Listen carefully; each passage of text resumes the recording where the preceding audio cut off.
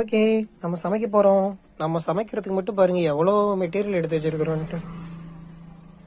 பசங்க சமைச்சோம்னா எப்பவும் வெறித்தனமாக தான் இருக்கும்.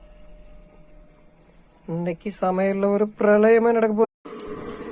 சமைக்க ஆரம்பிச்சிட்டோம். எண்ணெய் கடுகு தாளிக்க ஆரம்பிச்சாச்சு, கருவேப்பிலை போட்டாச்சு. அடுத்தது கொத்தமல்லி எதாவது போடுவான். பச்சை மிளகாய் போட்டாச்சு. நெக்ஸ்ட்டு என்ன போடலாம்? தக்காளி போடலாமா, வெங்காயத்தை போடலாமா? எதுக்கு வம்பு, நம்ம வெங்காயத்தையே முதல்ல போடுவோம். லா சமைக்கிறது இன்னைக்கு ரொம்ப பயங்கரமாக இருக்க போகுது. சமையலிலே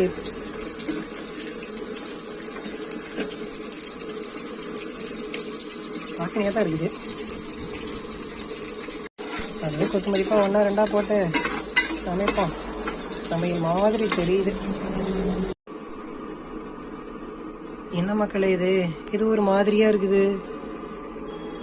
ஏதாவது ஒரு வித்தியாசமாக பண்ணி வச்சிட்டேன். நான் சமைச்சதே எல்லா பொருளும் மிதக்குதுப்பா. கொதிக்க ஆரம்பிச்சிருச்சு. இதுக்கு மேலே அவ்வளோதான். அரிசியை போட்டு குக்கர் மூடி வச்சிடலான்னு நினைக்கிறேன். இந்த சாப்பாடு பருப்பு சோறாக வரப்போதா, தக்காளி சோறாக வரப்போதான்னு நான் பயங்கர ஆர்வமாக இருக்கிறேன். என்ன சோறாக வருதுன்னு பார்ப்போம். போடு போடு அரிசி போடு. மக்களே, முக்கியமான ஒரு தகவல் சொல்கிறது தான் ஆக்சுவலி இந்த வீடியோவே நான் ப்ளே பண்ணேன். யாரும் காக்கிநாடா பக்கம் லோடு சொல்கிறாங்க அப்படின்னு சொல்லிட்டு கொஞ்சம் முன்னெச்சரிக்கையாக வாங்க. ஏன்னு கேட்டிங்கன்னா, இங்கெல்லாம் ஆஃபீஸ் எதுவும் கிடையாது காக்கிநாடாவில்.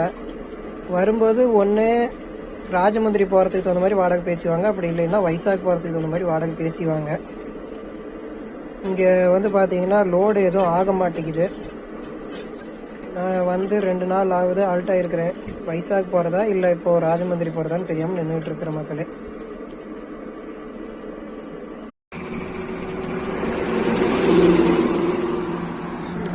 நம்ம டைமுக்கு ஒரு வண்டி கூட கம்பெனிக்கு இருக்குது. இது என்ஆர் வங்கி.